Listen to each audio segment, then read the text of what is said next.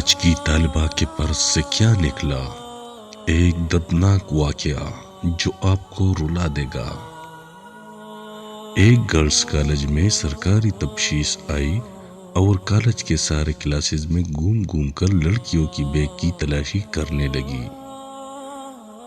ایک لڑکی کے بیگ کی تفتیش کی گئی۔ کسی بھی پرس میں کتابیں، کاپیاں اور لازمی اوراق کے علاوہ کوئی ممنوع شے پائی نہیں گئی۔ البتہ ایک آخری کلاس باقی رہ گیا تھا اور یہی جائے حادثہ تھا۔ حادثہ کیا تھا اور کیا پیش آیا؟ تفتیشی کمیٹی ہال میں داخل ہوئی اور ساری لڑکیوں سے گزارش کی کہ تفتیش کے لیے اپنا اپنا پرس کھول کر سامنے رکھیے۔ حال کے ایک کنارے ایک طالبہ بیٹھی تھی، اس کی پریشانی بڑھ گئی تھی۔ وہ تفتیشی کمیٹی پر دستیدہ نکال ڈال رہی تھی اور شرم سے پانی پانی ہو رہی تھی۔ اس نے اپنے پرس پر ہاتھ رکھا ہوا تھا۔ تفتیش شروع ہو چکی ہے، اس کی باری آنی ہے۔ لڑکی کی پریشانی بڑھتی جا رہی ہے۔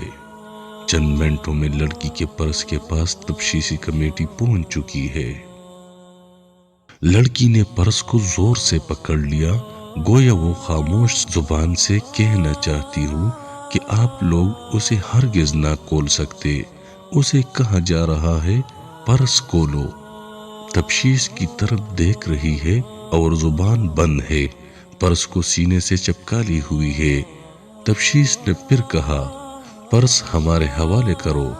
لڑکی زور سے چلا کر بولتی ہے، نہیں، میں نہیں دے سکتی۔ پوری تفتیش کمیٹی اس لڑکی کے پاس جمع ہو گئی۔ سخت بحث و مباحثہ شروع ہو گیا۔ بال کی ساری طالبات پریشان ہے۔ آخر کیا راز ہے؟ آخر حقیقت کیا ہے؟ بالا آخر لڑکی سے اس کا پرس چھین لیا گیا۔ ساری لڑکیاں خاموش، لیکچر بند، ہر طرف سناٹا جا چکا ہے۔ پتہ نہیں کیا ہوگا۔ پرس میں کیا چیز ہے؟ تفتیشی کمیٹی کا طالبہ کا پرس لیے کالج کے آفس میں گئی۔ طالبہ آفس میں آئی، ادھر اس کی آنکھوں سے آنسو کی بارش ہو رہی تھی۔ سب کی طرف غصہ سے دیکھ رہی تھی کہ بڑے مجمع کے سامنے اسے رسوا کیا گیا تھا۔ اسے بٹھایا گیا۔ کالج کی ڈائریکٹر نے اپنے سامنے پرس کھلوایا۔ طالبہ نے پرس کھولا۔ یا اللہ، یہ کیا تھا پرس میں؟ آپ کیا گمان کر سکتے ہیں؟ پرس میں کوئی ممنوع شے نہ تھی، نہ 5 تصویریں تھی، واللہ ایسی کوئی چیز نہ تھی۔ اس میں روٹی کے چند ٹکڑے تھے اور استعمال شدہ سینڈوچ کے باقی حصے تھے۔ بس یہی تھے اور کچھ نہیں۔ جب اس سلسلے میں اس سے بات کی گئی تو اس نے کہا، ساری طالبات جب ناشتہ کر لیتی ہے تو ٹوٹے پھوٹے روٹی کے ٹکڑے جمع کر لیتی ہوں، جس میں سے کچھ کھاتی ہوں اور کچھ اپنے اہل خانہ کے لیے لے کر جاتی ہوں۔ جی ہاں، اپنی ماں اور بہنوں کے لیے، تاکہ انہیں دوپہر اور رات کا کھانا میسر ہو سکے۔ ہم تنگ دست ہیں، ہماری کوئی کفالت کرنے والا نہیں، ہماری کوئی خبر بھی نہیں لیتا۔